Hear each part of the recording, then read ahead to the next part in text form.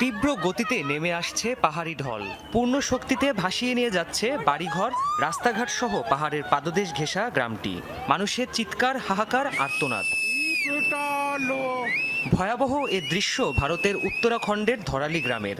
ক্ষীরগঙ্গা নদীর অববাহিকায় গ্রামটির অবস্থান। স্বল্প সময়ে প্রচুর বৃষ্টিপাত হওয়ায় বিপদসীমা পেরিয়েছে নদীটির পানির উচ্চতা। আকস্মিক বন্যায় প্লাবিত হয় ধরালি গ্রামের বিস্তীর্ণ এলাকা। বিধ্বস্ত হয় অর্ধশতাধিক ঘরবাড়ি ও স্থাপনা। রাস্তাঘাট তলিয়ে যাওয়ায় বিচ্ছিন্ন হয়ে পড়ে যোগাযোগ ব্যবস্থাও। হিন্দু ধর্মাবলম্বীদের তীর্থস্থান গঙ্গোত্রী যাওয়ার পথেই পড়ে গ্রামটি। রয়েছে প্রচুর হোটেল আর হোমস্টে। কর্তৃপক্ষ জানায় সারা বছরই গ্রামটিতে মানুষের আনাগোনা থাকায় হতাহতের সংখ্যা আরও বৃদ্ধির আশঙ্কা রয়েছে। বন্যার কবলে পড়ে পাশেই অবস্থিত হারশিল সেনা ক্যাম্পও।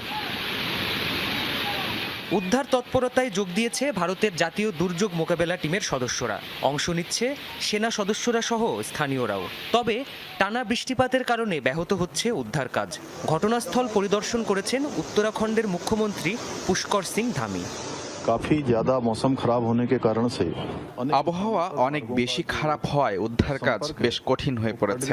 রাস্তাঘাট ও ব্রিজ ক্ষতিগ্রস্ত হওয়ায় অনেক স্থানেই যোগাযোগ বিচ্ছিন্ন হয়ে পড়েছে।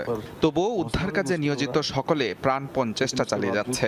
এখন অবধি বেশ কয়েকজনকে উদ্ধার করা হয়েছে। ভারী বৃষ্টিপাত চলমান থাকায় অঞ্চলটিতে রেড অ্যালার্ট জারি করেছে প্রশাসন। রাজ্যটির চামোলি, আলমোড়া ও হরিদ্বার সহ বেশ কয়েকটি এলাকায় বন্ধ রাখা হয়েছে শিক্ষা প্রতিষ্ঠান।